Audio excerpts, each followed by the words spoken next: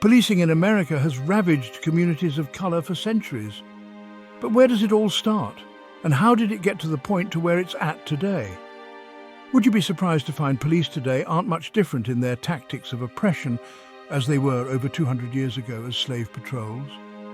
We will uncover the truth about how policing in America was built on a foundation of racism and oppression, and how that legacy continues to affect us. From the brutal slave patrols of the antebellum South to the over-policing and brutality we see in communities of color today, it is a story that needs to be told. We will explore the ways in which policing has failed communities of color, from the civil rights era to Rodney King and George Floyd. We will also discuss what needs to change to create a just and equitable system for all. Before we had police departments as we know them today, there was something far more sinister roaming these lands: slave patrols. These posses, composed of white men, often from the plantation, enslaved people, prevent uprisings, and capture those who dared to escape. They would arrive at plantations, burst into homes, searching for any sign of defiance, any whisper. Not about maintaining order. They were about maintaining a system built on control and oppression. Terror in the night with the brutality and oppression of slave patrols. These slave patrols were not interested in protecting and serving. They were driven by fear, by racism, and by an unyielding desire to maintain control over people of color. They were notorious for their cruelty, for their whippings, their beatings, and their outright murder of enslaved people. They controlled every aspect of life for people of color, from movement to assembly, crushing any hope of freedom or resistance. The psychological toll of living under this constant surveillance and threat was immeasurable. The guardians of white supremacy were upholding the slave system. These patrols were not rogues operating outside the law, they were the law. They were sanctioned by local governments, funded by taxpayer dollars, and protected by a legal system designed to uphold white supremacy. The patrols were a key component of the larger system of oppression that defined the South.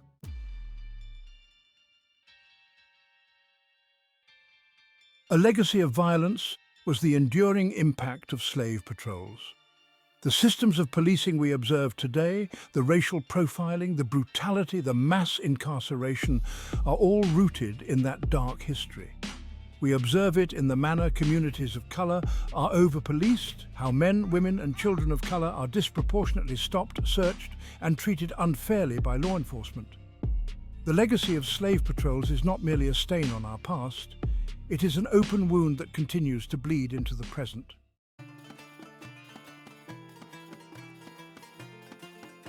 From fields to city streets, we're exploring the evolution of slave patrols. After the Civil War, with slavery officially abolished, there was the supposed idea of Reconstruction, of rebuilding the South and giving people of color a fair chance.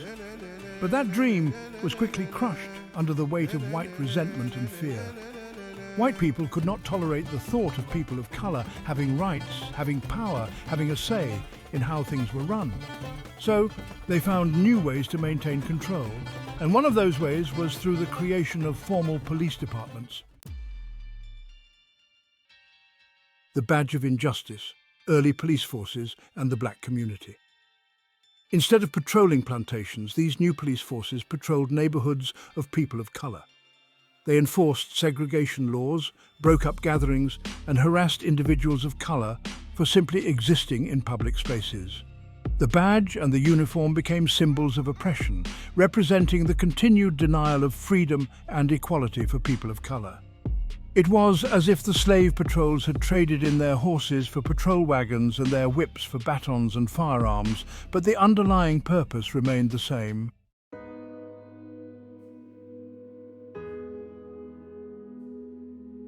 A familiar pattern from the North's own legacy of policing people of color. The North likes to portray itself as a beacon of freedom, a refuge from the evils of the South. But the truth is, the North had its own methods of oppressing people of color, its own systems of control. They patrolled neighborhoods of people of color with a heavy hand, breaking up gatherings, targeting businesses owned by people of color, and enforcing laws that were specifically designed to keep people of color down. The North might not have had slave patrols in the same way as the South, but they had their own versions, their own ways of policing people of color, of maintaining white supremacy.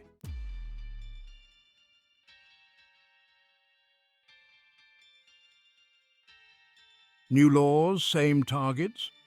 The black codes and the criminalization of people of color within America was widespread. After the Civil War, they enacted laws known as black codes. These laws were designed to restrict the freedom of people of color and to reintroduce a system of forced labor even after slavery was officially abolished. These police forces became the enforcers of racial inequality, arresting individuals of color for minor offenses, incarcerating them, and then leasing them out as convict labor to farms and factories. It was forced labor by another name, and the police were complicit every step of the way.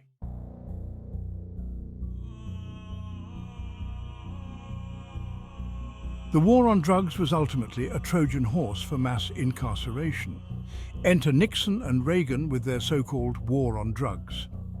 They inundated neighborhoods of people of color with police, with undercover agents, with SWAT teams, all seeking any pretext to make an arrest. They increased the penalties for various offenses which were prevalent in communities of color. This was not about public safety, it was about social control.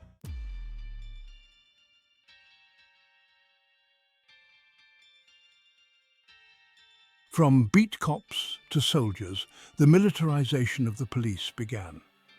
They began training police officers like soldiers, dressing them in camouflage, providing them with military-grade weapons, and transforming our neighborhoods into heavily policed zones. They introduced tanks, armored vehicles, helicopters, all the tools of war, and deployed them in various communities. This militarization created a culture of fear, aggression, and an us versus them mentality within police departments. It blurred the lines between law enforcement and community service, making residents feel as though they were under constant surveillance in their own neighborhoods.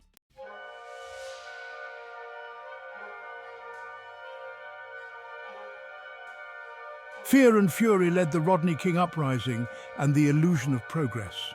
The entire world watched in horror as 4 police officers brutally beat Rodney King, an African-American man, nearly to death. And when those officers were acquitted by a jury, the streets of Los Angeles erupted in rage. But even after the fires subsided, even after the National Guard was deployed, nothing truly changed. The Rodney King uprising was a wake-up call, a glimpse into the deep-seated pain and anger that communities of color had been carrying for generations.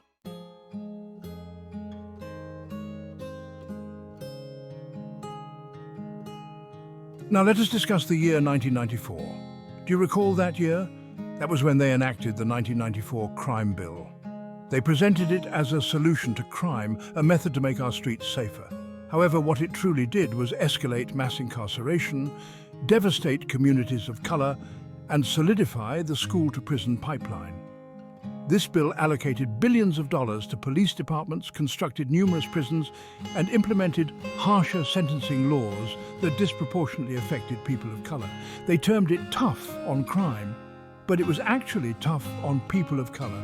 They expanded the death penalty, created mandatory minimum sentences that removed judges' discretion, and funded programs like 3 Strikes, You're Out, which imprisoned people for life for minor offenses. They even allocated some funds for prevention programs, but it was insignificant compared to the billions funneled into the prison industrial complex. This was not about making communities safer. It was about social control.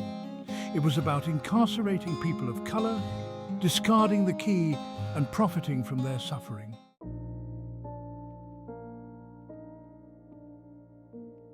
The 1994 Crime Bill swept through communities of color like a hurricane.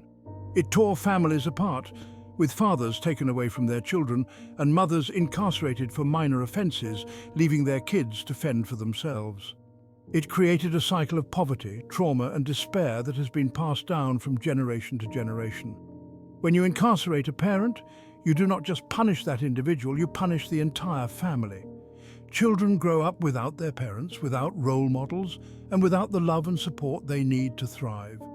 They end up in foster care, on the streets, or following the same path as their parents, caught in a web of poverty and incarceration.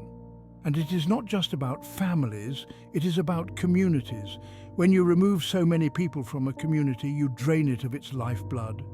You take away its leaders, its mentors, and its role models. You create a void that is often filled with challenges and despair. The 1994 Crime Bill did not just incarcerate individuals, it imprisoned the hopes and dreams of entire communities.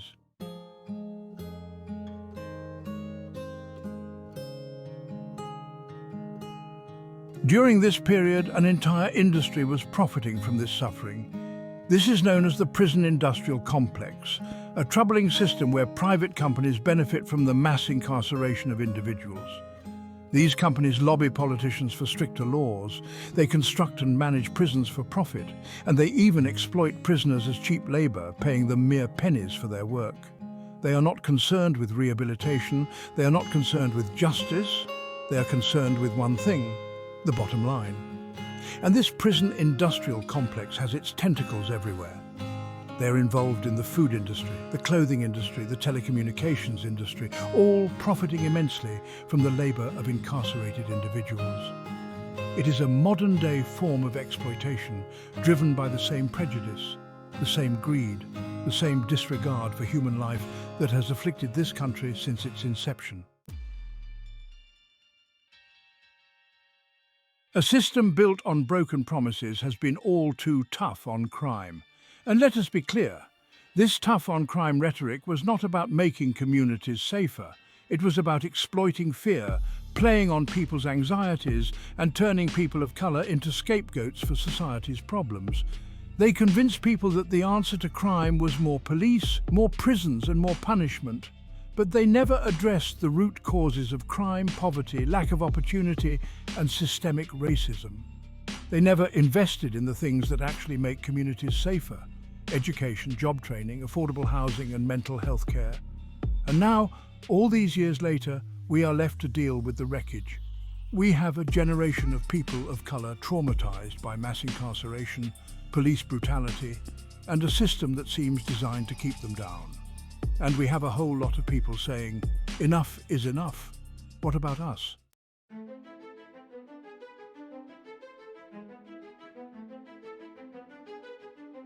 In 1992, some people believed that things might change.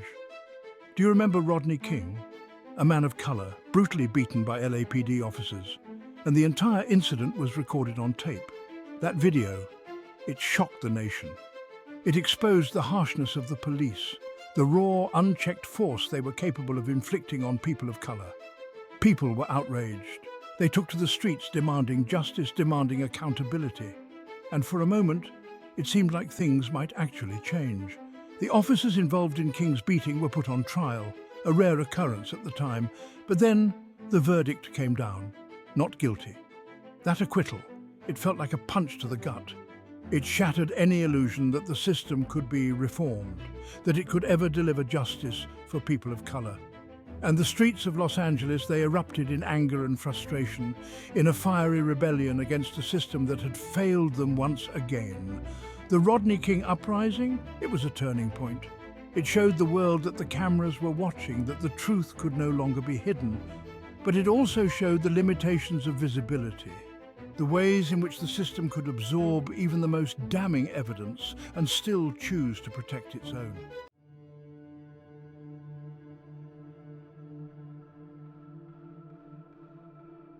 And since then, we have witnessed this pattern repeat itself time and time again. The names of people of colour harmed by police have become etched into our collective memory. Trayvon Martin, whose life was tragically cut short while walking home from the store. Eric Garner, who lost his life on a Staten Island sidewalk, his last words, "I can't breathe," becoming a rallying cry for a movement.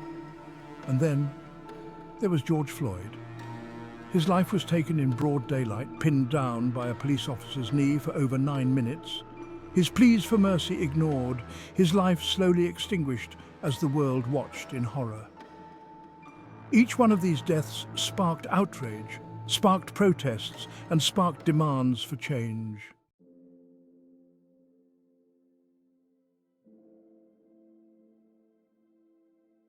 The world is watching how we deal with Black Lives Matter and the global racial reckoning.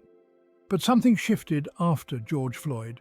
Perhaps it was the brutality of his death, the callousness of it. George Floyd's death ignited a global uprising against police brutality and systemic racism. A new generation of activists, young people, people of color, queer and trans, demanding a complete overhaul. They are calling for defunding the police, for investing in communities. They are disrupting business as usual, taking to the streets. They're taking what is rightfully theirs, their power, their voices.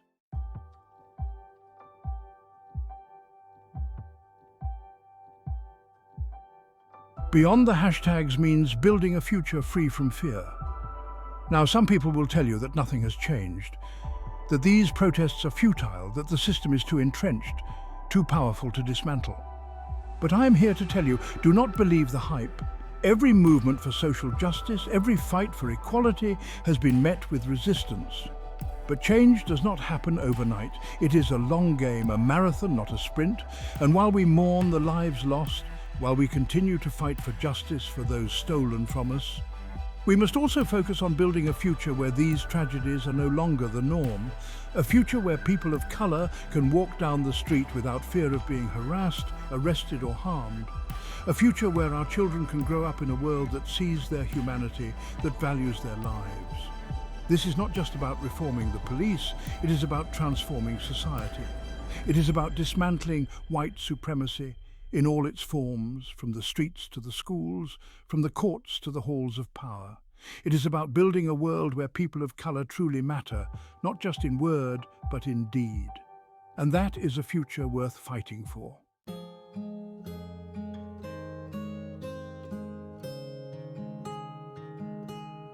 The system's true design, maintaining control, not ensuring safety. We have traced the origins of policing from slave patrols to today's headlines. The system is not broken, it is functioning as intended. It was built to control people of color, maintaining white supremacy. Now it's more about maintaining power for the ruling class of America. From black codes to modern policies, mass incarceration to police brutality, it is all interconnected. They claim it is about safety, but who is truly protected? Who is truly served? The statistics reveal the impact on communities of color. It is evident that something is amiss. We require a fundamental shift in public safety, focusing on justice, equity, and humanity.